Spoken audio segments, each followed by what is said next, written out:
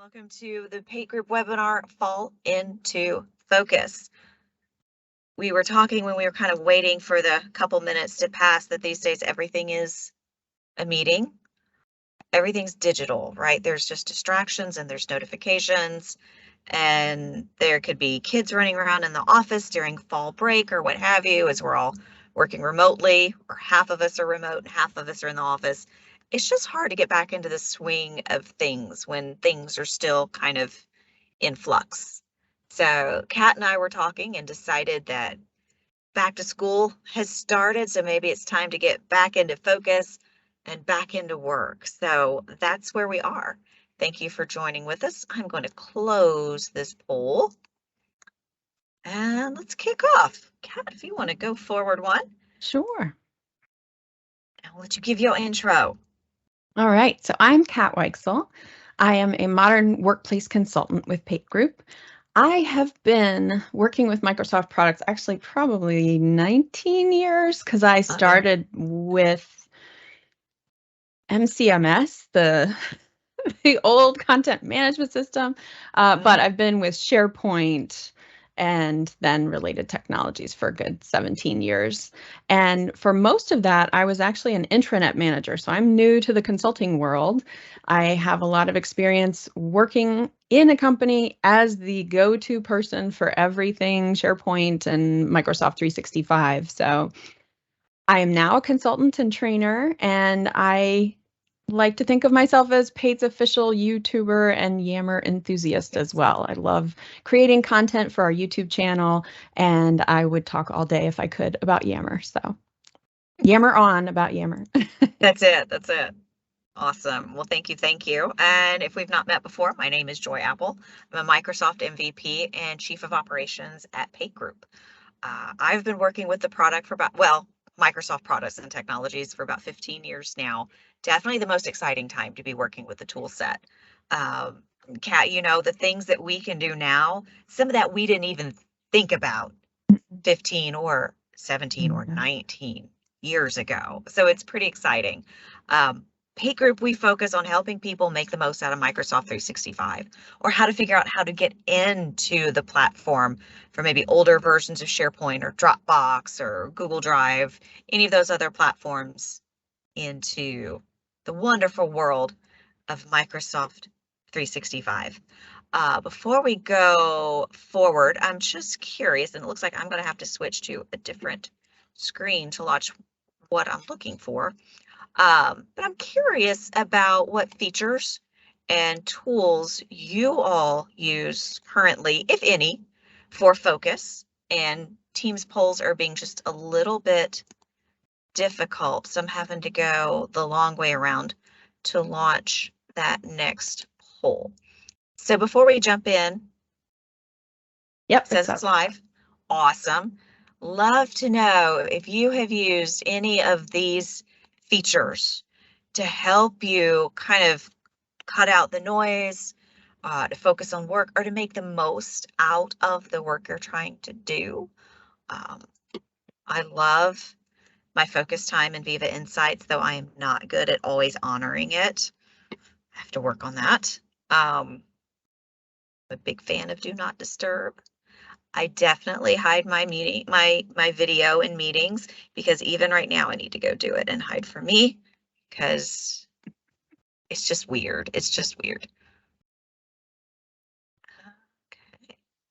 Yeah, it looks like we have a decent mix. Probably the most use is of the Do Not Disturb in Teams and custom status message. We have some folks who have definitely used that. Also some use of hiding your own video, and then it kind of, the number goes down from there as far as those other features. Okay. Yeah. Thank you. Thank you for responding on that. All right.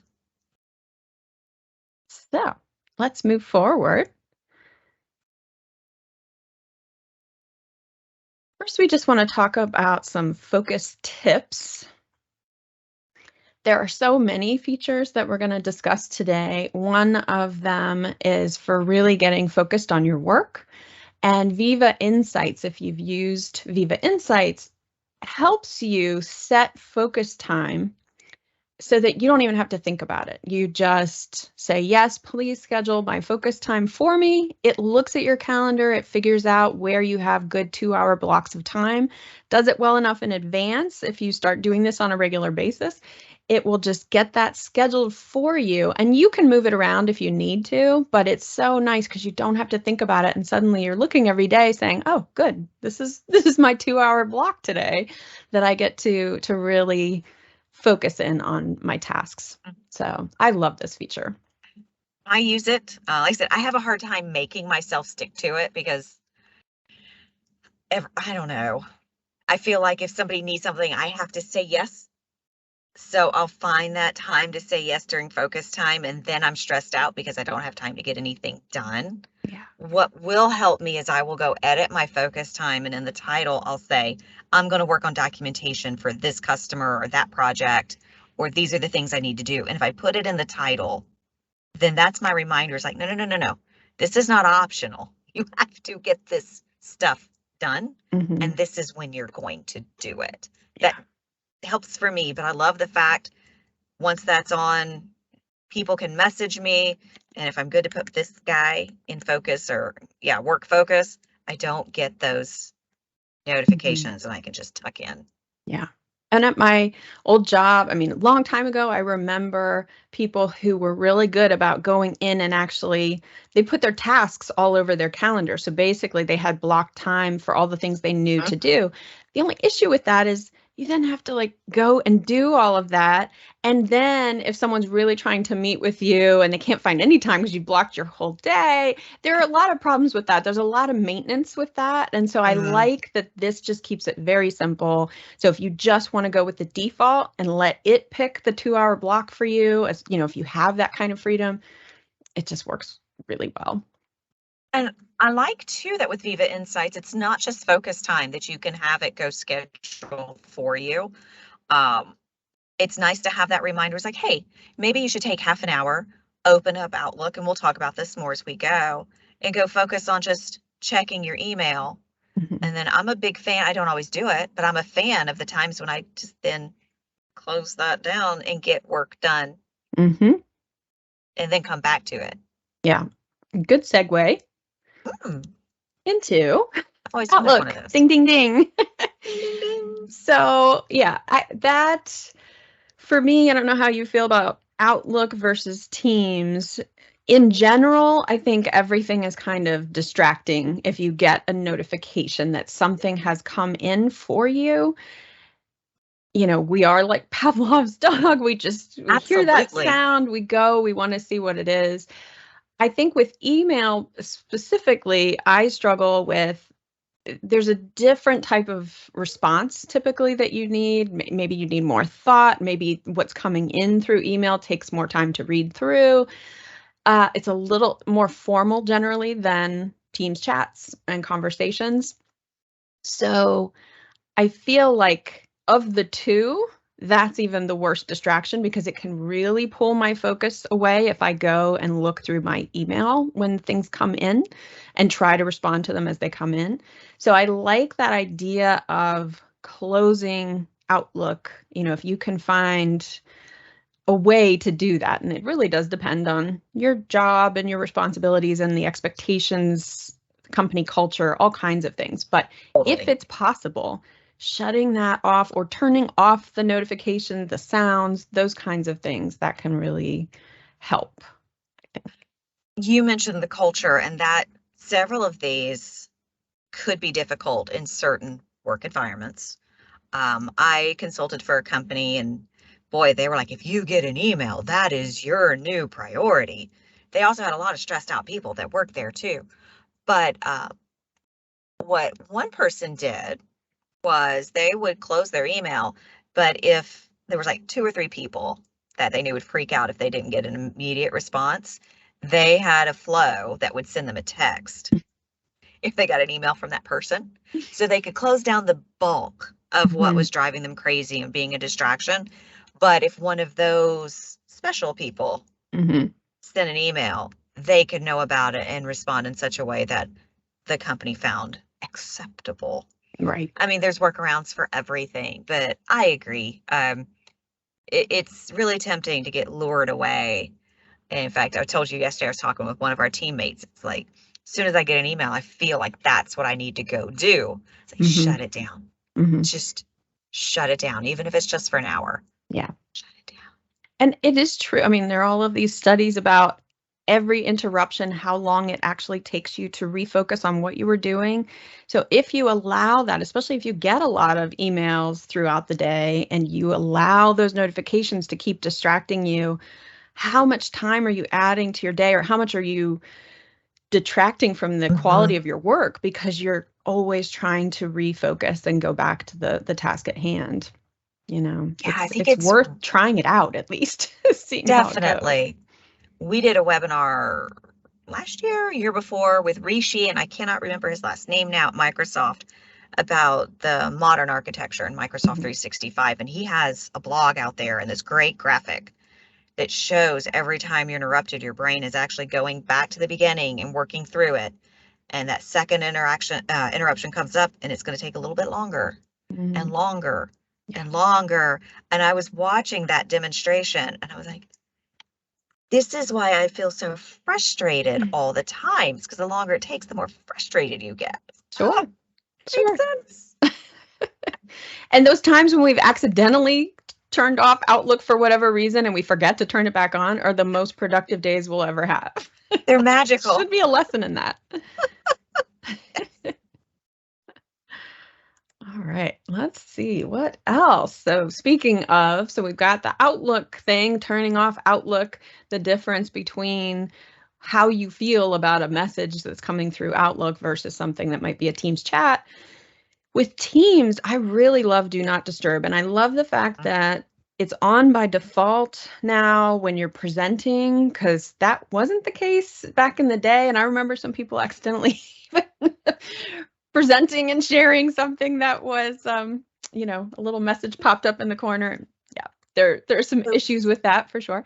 But just in general, that distraction of, you don't want to be presenting and then have something popping up on your screen for your own sake, having those distractions. But also the fact that focus time sets, it's not just a meeting on your calendar, it's a block of time on your calendar. It also puts you in, by default, you can turn it off, but by default, it puts you in do not disturb mode. So there are just so many ways to have that kind of automatically work, but it's also an option if you just say, okay, I'm working on something, I don't have it on my calendar, it's not focus time, but I need to go work on this for the afternoon. I'm going to put myself in do not disturb mode. And what I like, and this is, why I included this little screenshot here, I like when it's those kind of purposeful, planned periods of time when you want to do, be in do not disturb mode, to actually just add a little status message in Teams, because when you do that, you're letting those people know, your colleagues who are chatting with you, not only that you are in do not disturb mode, but why. Like, maybe I'm working on this big deliverable, and you can even include something like, text me if you need, if there's truly an emergency. There are ways to kind of break through, I guess, still, but it makes people think twice. It does. And I know we talked about this a little bit yesterday too, but I would love, this is a little ask for Microsoft, I would love it if they had some way, because I hesitate, if I'm going to chat with you and I see that you're in do not disturb mode, you're in focus time. Mm-hmm. I think, well, she's in it for a reason. I don't want to distract her. We know do not disturb stops the dinging, stops, you're not going to hear a sound for the notification, but you still see a little indicator that a message is waiting. Mm-hmm. And for some of us, that's enough of a distract, just glancing at that, seeing that little indicator, it's like, oh, what's there? What am I missing? Is it important? Let me go look at that. And so it's nice if we could hold off on sending messages to someone who's focusing until they're done. But then we're stopping ourselves. We're in work mode. We're taking care of things. We don't want to forget to do that and message the person. So I would love it if Microsoft had some, they keep adding all these extra features. I would love for the next feature related to this to be send this message to this person once they become available again. That way, it's not urgent, but I don't have to remember to do it later. You'll get it later. You won't see any indication. So maybe someday we need to go. The good news is, so we, like an email, I sent some late emails last night. I did. And it did say, do you want to send during working hours? Well, one of the people was working. I thought, okay, Holly, I'm sorry, because you were one of the people. I was like, well, they shouldn't be checking their email anyway. Boom. And I hit send. I confess, I did it because it was for today. I just wanted to remember before I went to bed. They are working on delay send of Teams messages too. Okay. Now, whether or not it's going to be respecting the status, I would think so. I mean, that just feels logical to me, but heavens knows, sometimes Microsoft does not logical things. But so maybe it'll be like a timer. That would be great. Send in an hour or something like that. I don't know the details, but they are working on a delay message feature. That's good.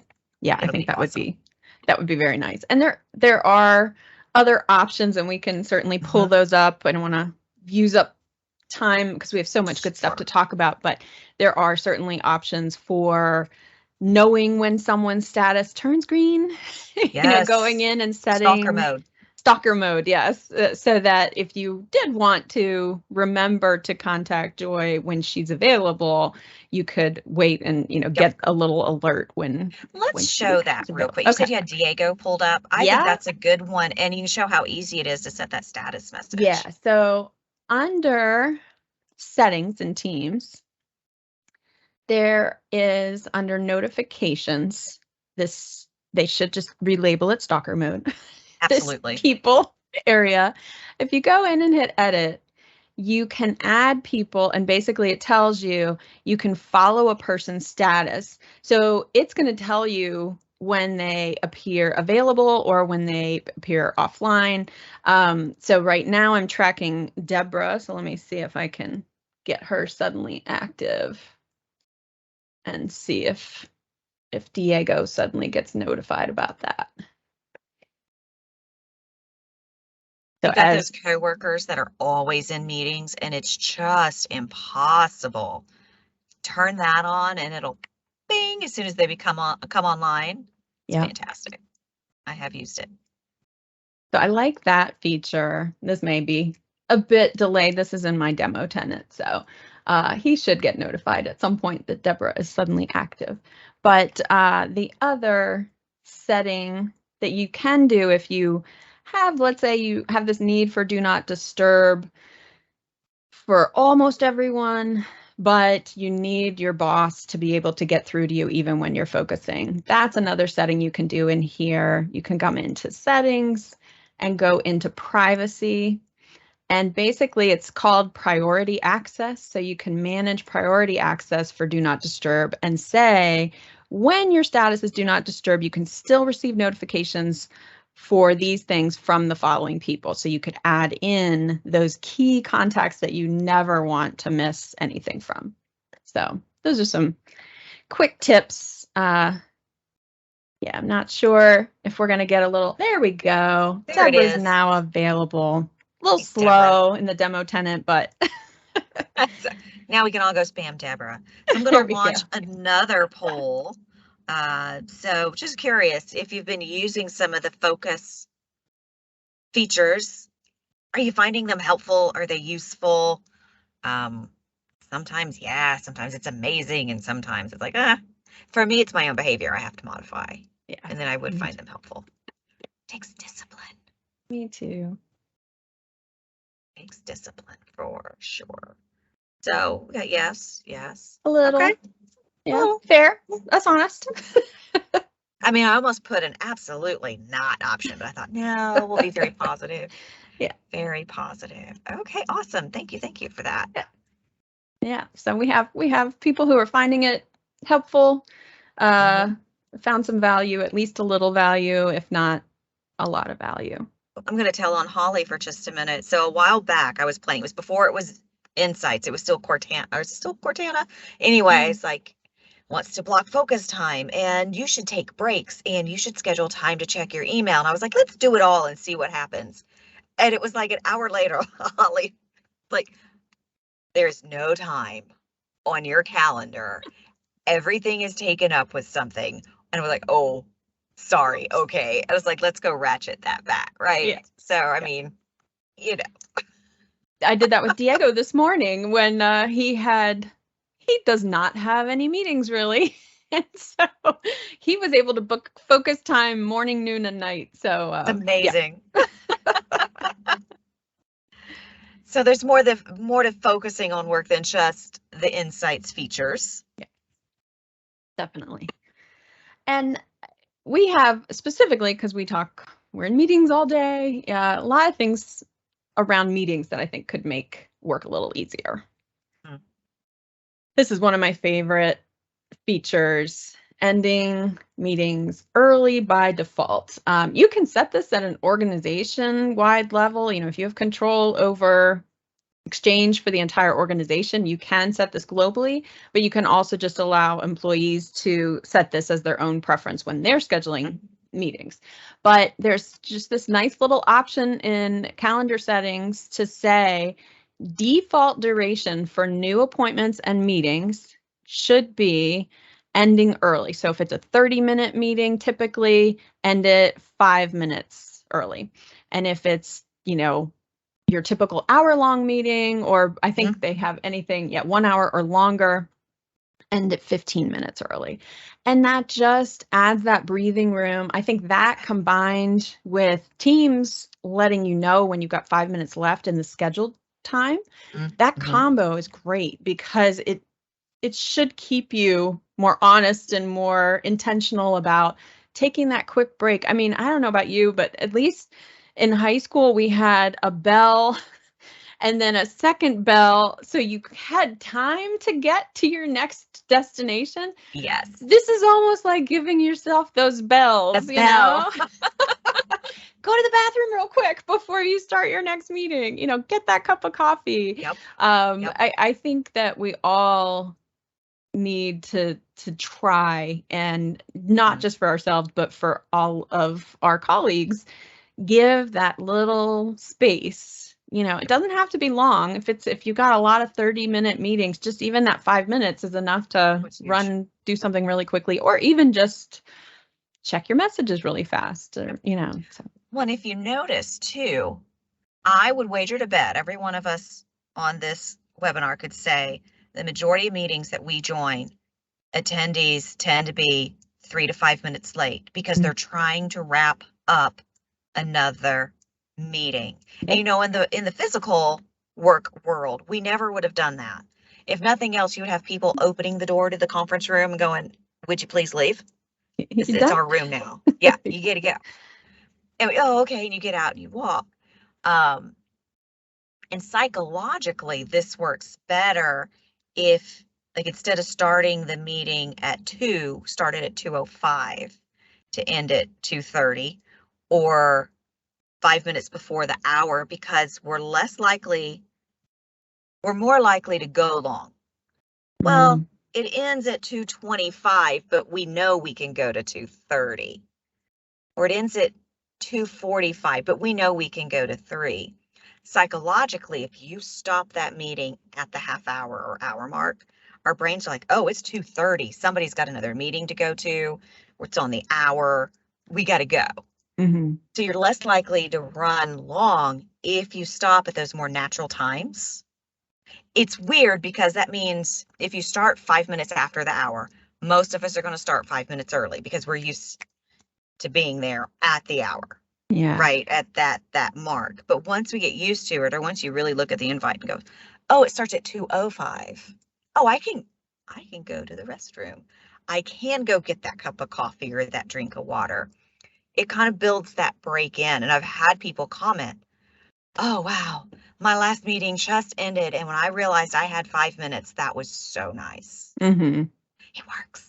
Yeah, I could see that. Certainly. Weird, I have some that, that one would be harder for my brain to accept, I think. But I can see the advantage of doing that, especially for those people that I meet with where they're always coming in a few minutes late because of those back-to-back things. You know, if we did that, it's like, well, I'm not expecting you until 2:05, so it's fine that you're not here till 2:04 because you're actually still early. So yeah, I could see that.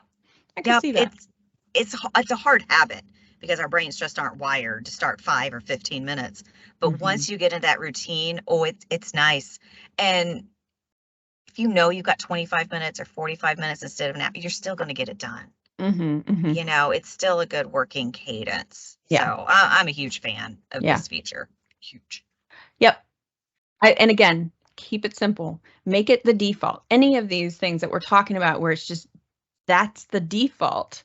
It's so nice because you don't have to remember to do these things. You don't have to even be intentional with those kinds of settings. It just happens, you know, it just becomes the norm, which is nice. The new normal.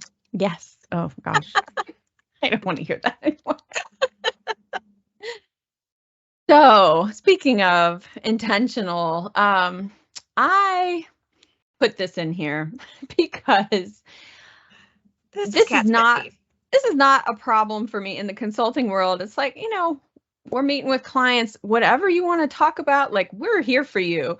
If you want an agendaless meeting, that's fine. But I come from a background of, you know, we were not billable. We were working full time, had lots of meetings, and, you know, people tried to get all this extra work done. And then you just had those folks who would send an appointment. They loved meetings for meeting's sake. And they would just say like, oh, let's take some time to talk about this. And the subject line was all you got. So you didn't know if you needed to prepare anything, what was going to be talked about, like what your role was in this meeting. Sometimes it would be a very random mix of people. And you're like, what is this really about? Agendas are great for everybody. Like you should, if you're the one planning the meeting, you should have a plan. I mean, you should know what needs to be discussed, and you should try as hard as you can to stick to that and make sure it's also a manageable agenda for the time that you have put in there. I've seen meetings where the agenda has like 20 points on it and it's a 30-minute meeting. Like, how is that going to happen? Yeah, it's not. But also, I think when you're accepting invites, it can be really frustrating if you are in that environment and, you know, your time is your own and you have your stuff to get done. And then people are asking you to come to these meetings. You already are overtired and have too many meetings. And then you're looking at it saying, can I decline this? Because like, it doesn't even say what it's about really. Like, what is this going to be? Agendas make a huge difference. And I think if you have that ability, if that's possible. I will say, as a person that schedules a lot of meetings, I should be better about doing that. And if I can just, even if I'm just putting 2 sentences in the description, say, hey, I want to get together to talk about this.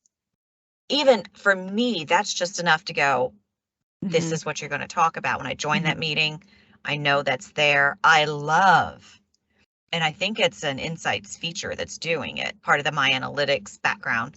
That if you go to a meeting and there's other emails that have had files passed around, they like, show up related? There. Yeah.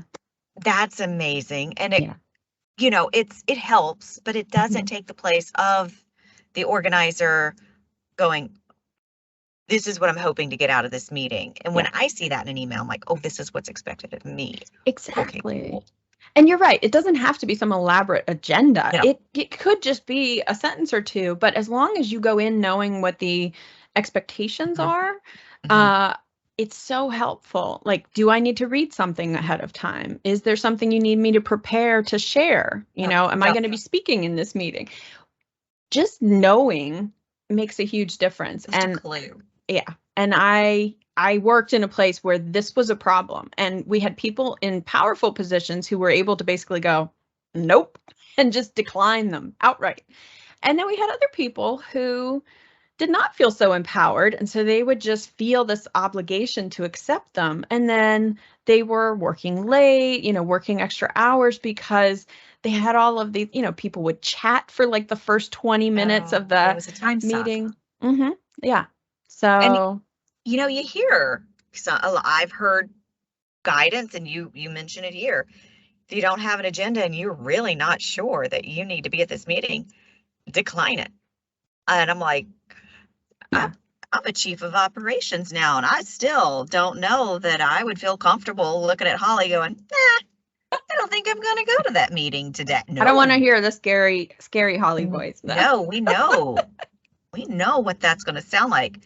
So it's kind of an uncomfortable thing. And I'm going to launch Yeah, I was just gonna say. yep, Good yep. segue again. It's a We good got a segue, poll. right? Do you feel comfortable if someone sends you an email and you're like, or an invite, you're like, do I even need to be there? I don't think I do. Decline.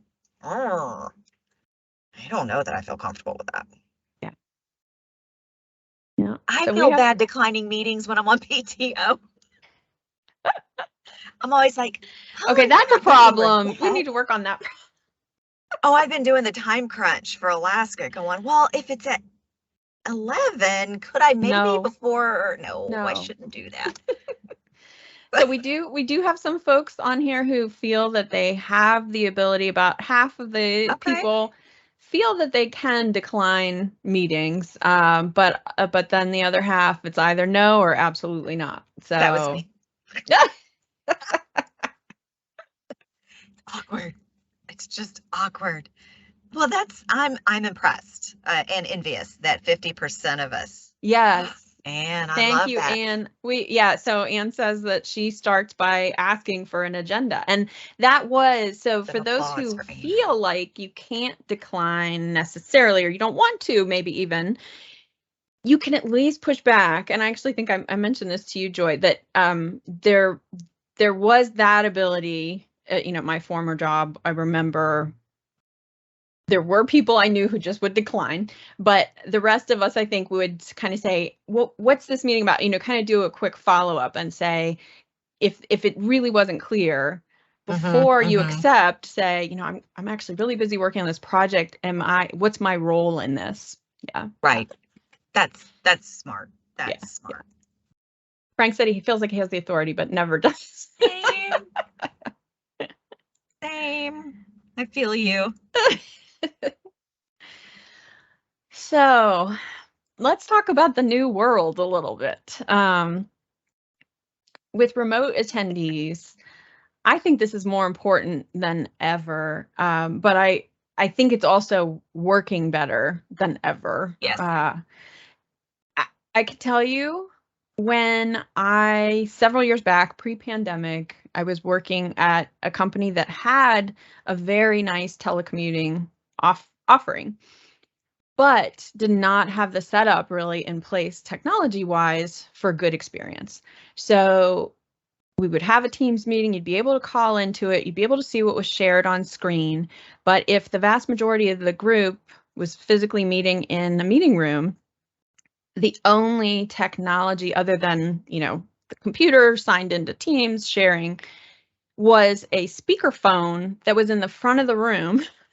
And all these people were in the back of the room or somewhere scattered around the room.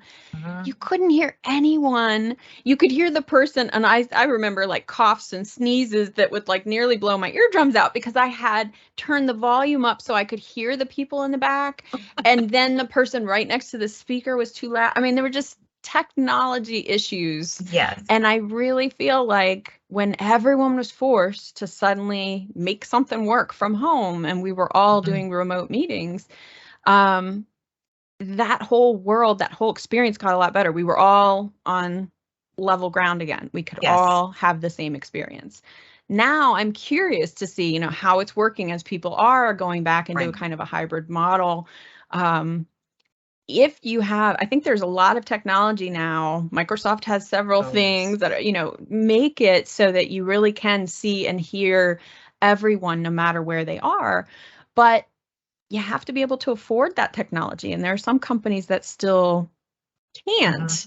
So what do? Do you try to send everyone back to their desks, even if they're physically in the office, and have them all on their headsets sitting in front of their, machines? And I know you mentioned some companies do that, but Yeah, I heard Cashman was talking about one that does, which then gets rid of the benefit for those that are in the office that Yeah. day of having that. I was on site recently with some folks that there were two people joining remotely and everybody else was at the conference room table. And I felt bad about it because I did it too. We could see the people in the room. The Mhm. people on video weren't putting their on team, well, actually it was Zoom, weren't putting their camera on. So you didn't Yeah. see them. So you tend to look. So they were seeing like my back and the back of the people at that end of the conference room table. They could hear us Mhm. fine. But so I think just being aware and trying to Mhm. change like our body language or rearrange rooms would help. The Teams room devices that are coming out and that are out, there's some great stuff there. But like you said, there's got to be a budget for it.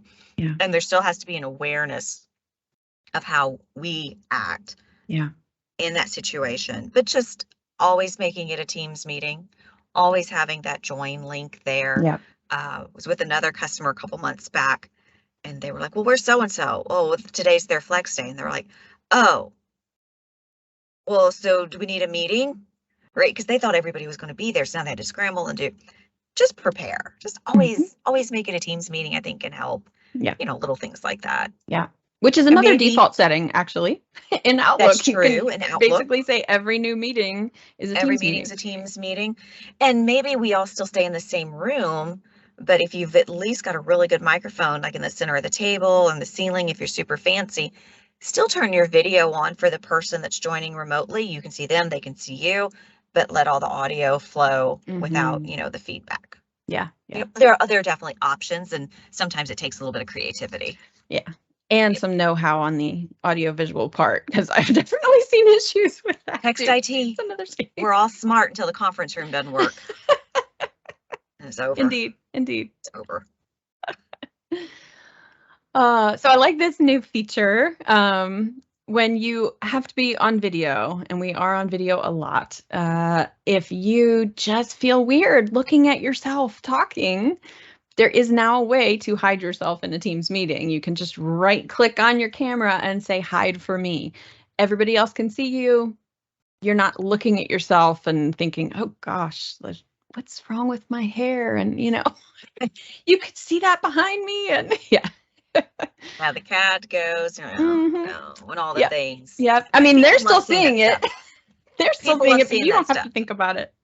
You don't have to stress about it. It's just awkward. Yeah. It's like when I see myself on camera, I realize I'm not Italian, but apparently, like that's a stereotype for Italians. Well, guess what? Talk with your hands. All kinds of people do it too. And I just don't want my mind to be focused with that attention. Sure. I'd much rather like we're having a real conversation. Look at you and look at Yes. the other people on the camera and the In the content and real not. world, I am not looking at you and you don't have a mirror next to you where I'm seeing you and me. In the real world, that would be weird. Oh, that would be horrible, horrible. Uh, well, and two, I'll save that for slide 14. Let's Okay. continue. This is just another thing, again, for helping focus. And this is definitely personal preference kind of thing, because some people it would just be extremely distracting. Some people. But if you really find it helpful to not only, especially if, maybe the language being spoken in the meeting is English, but English is a second language for you, and you're having some trouble understanding some of the accents, you can turn on live captioning, and it does a really good job of, transcribing what people are saying real time. That can just help with your focus so you can kind of read and listen. Other people, though, that would just be like watching a news ticker or something, and it would, they would be too concentrating on reading and having the slight delay. So this is definitely personal preference option, but if it helps you focus, you can easily turn on live captions. And what I like is it's individual. So I turn this on, I can see the live captions, but no one else can. They would have to choose to turn it on for themselves. So it's definitely nice And I'm that they looking in the give the options option. for the webinar, and I don't see that in webinar, but it is in meetings. You can Mm-hmm. just turn it right on. I was just Yeah. doing a quick feature check. Yeah. But it's usually you click that more button and it's Yeah. just right there. It's good Yeah. stuff. You can talk to this one, Joy. This This is your calendar. is my calendar. Now you see some of those things, right? The focus time, right? It's still work time, but it's not where I'm having to talk and be on camera. You see the gym time, there's a 50-50 chance I actually went to the gym during that time. But anytime you see that it's blurred, that's a client meeting. Yeah. Or training or something like that. I think I did a pretty good job of blocking everything. There's a couple of team meetings I didn't blur out because I mean it's my team. I like to be on camera when I'm on customer meetings. Yeah. Right. There are some like we've got those every Wednesday meetings where they don't expect a camera, they don't use a camera. I love that. I do too. It's so nice. It's a break. Yeah. But I was reading an article kind of on the psychology of video conferencing. And psychologically, human beings were not designed to stare at each other in the eye for hours on end, right? We find it to be actually threatening. And you have someone stare you down, that's aggressive. Yeah. Well, we're not typically staring each other down in meetings and everything, but you're still trying to stay. Well, I'm over it. I don't try to stay still anymore, but you try to stay still. You're focused in this frame, and it's like you're making eye contact for hours on end some days. Yeah. That's exhausting. Oh, you feel it. I mean, as soon as you stop that meeting, hopefully 15 minutes early. Hopefully. Yes, you feel it Yes. in you, like that exhaustion from being on. Like how many times do you hit the leave button, wait for the light to go off, and you're just like, oh my God. Yes. Absolutely. So I think, Yeah. and Stephen called me out on it. It was like 3 days when the pandemic hit. I went from hardly ever having my camera on to having it on all the time because I thought it was important. Yeah. For people to see people. Yes. But it's also important to not exhaust yourself. Yes. Right? It's important, like if some of these meetings ended 5 minutes early, I would have more breaks in between. And there's some throughout where they do. But make sure your people know or bring up the idea if you're in a culture it's like, well, if we're in a meeting, we're going to have the camera on. Sometimes it's okay not to. Yeah. Right? I've heard leaders express concern that they can't gauge how well their employees are on a meeting if their camera is not on. Well, there are other options. Right? And I'm kind of like, and so what? Because it's going to tell later if they do any action items that came out of it. Yeah. Are they going to have action items? Do they really need to be there? Well, what if they're working from somewhere other than their home office? So what? Right? I mean, there's other ways to know if a person's doing their job or trustworthy and all that. Yeah. So I think saying it's okay to have those breaks is an important thing. Yeah. Yeah. No, and I think as far as engagement goes, I mean, we have these tools like you can say, okay, how does everybody feel about this? And you can have people clap or thumbs up or there are other ways to speak. I mean, hopefully we're speaking in our meetings. So, I don't think you necessarily have to be watching people. I do appreciate, and I love when we have, like, I wouldn't want to have a team happy hour with all of us off camera. Then it would feel different. Sad. And there are definitely clients where we're on camera and we're giving virtual hugs to each other. I have my clients, but honestly, I feel like I have one client where we're always off camera. That's the norm. That's the culture for their company. And so I just kind of go with that. I find myself truly focused in those meetings because I can focus on the sound. I'm not looking at, I'm not trying to make sure my facial reactions are, I tend to have a, RBF, like I think my face goes down a little bit, but, I don't naturally have a smile on my face. So I have to kind of try and force it and look engaging. Okay. That takes some energy, right? And so if I have my camera off, I'm actually, honestly, in those meetings, I am sitting like this. I'll close my eyes. I'll be looking up, like, because I'm thinking through what we're talking about. So I am doing things that help me fully focus on what I'm hearing. And then I'm able to take my notes better. So honestly, I actually focus better with my camera off in those particular meetings where we're going over lots of details and we're really planning things. If you're thinking, the reason the thinker looks like this is because you're not staring at someone smiling and engaging. You're working, right, processing, thinking. Yeah. So you're doing the things with the brain. Yeah. No, that's a really good point. I like that. Well, we definitely want to talk about wellness because I think we're leading up to that. We want to do the things, set the settings that are going to help us. But at the end of the day, you still have other things you've got to take care of yourself. And so breaks are really important. I do like that Viva Insights has some cool features to just help you take a break. If you want to take a break that is truly restorative, they have things like breather breaks, short meditations. They have all different kinds of options, and I can just kind of show some of these. While you're showing that, I have to confess, when they rolled this out, did you roll your eyes? So hard. I was like, this is so crunchy. This is silly. Oh, fluffy things. Look at this. But then I did it. And it was like crazy meetings. I was having a kind of a hectic, stressful day. Yeah. And I literally did like the 1-minute breathing thing that I always tell my watch to shut up about. Yes. And I went to that next meeting feeling so much better than when I left the other one. And I was like, there's something to it. I guess there's something to it. And honestly, I feel the same way. So these short things, like if I'm choosing to take a break and try and do a focus meditation or prep for a presentation, they have these different things. I've done the body scan before. It's really cool how this helps just make you feel restored and ready for the next thing. What I not even rolled my eyes up. I thought the concept of a virtual commute was very cool when I heard about it. Then they rolled it out and I was like, yes, turn that on. Then every day when I said my workday ends at 6 p.m. at 5:50, it would say, hey, time to wrap up. You ready for your virtual commute?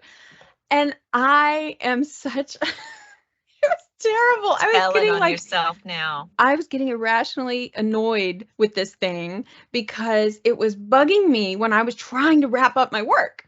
And I'm like, shut up. Like, I'm already doing it. I'm already wrapping up my work. But the thing is, and this is a problem, like I need to work on this better. I work through till 6. Like I am like trying to get that stuff done because then I want to be done and move on. But I don't give myself that time between. So and maybe this is okay. Like if you're like this, I still haven't gotten beyond it. I'm going to try again to go back to the virtual commute. But if you are like I am, then you may need other ways to truly turn off work, because that's really, and I'm already kind of jumping ahead to the next slide topic. So let me actually jump to the next slide so that you can see that they have these break features, but they have focus music, which is really quite nice. I do like it. I do wish it would give you a pop out option of Teams. It like opens in now. Does it? Okay.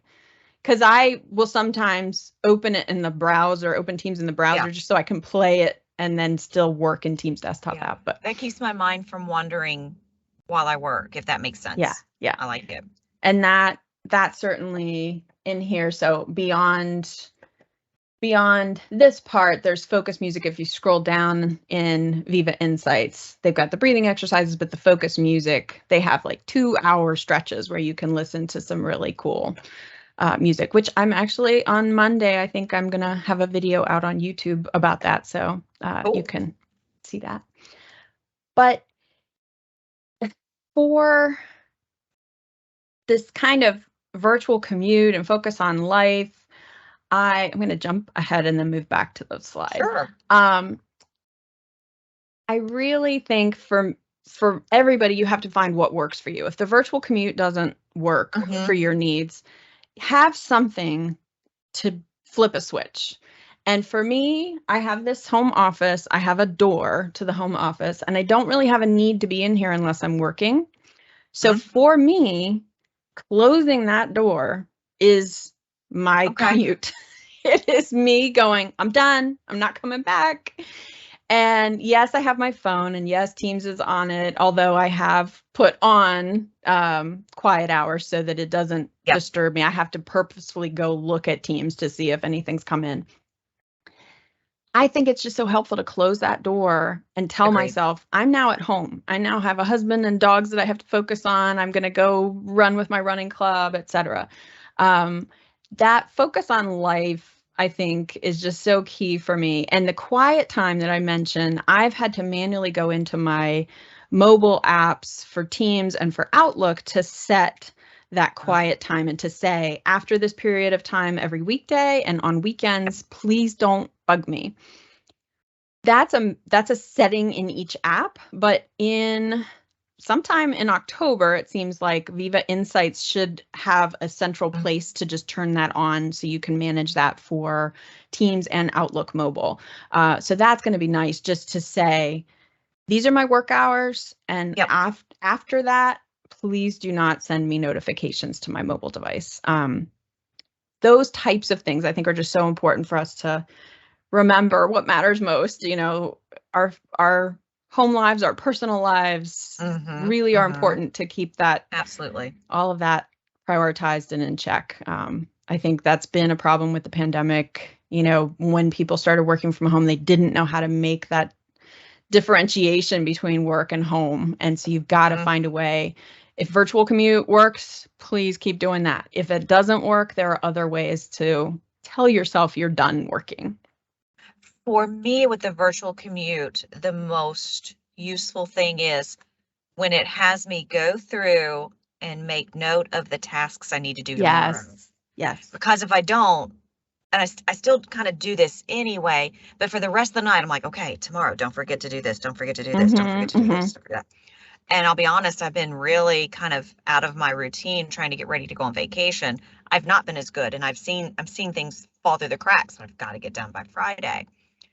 But it walks you through capturing that and putting it on your to-do so you can let it go up here. Yeah.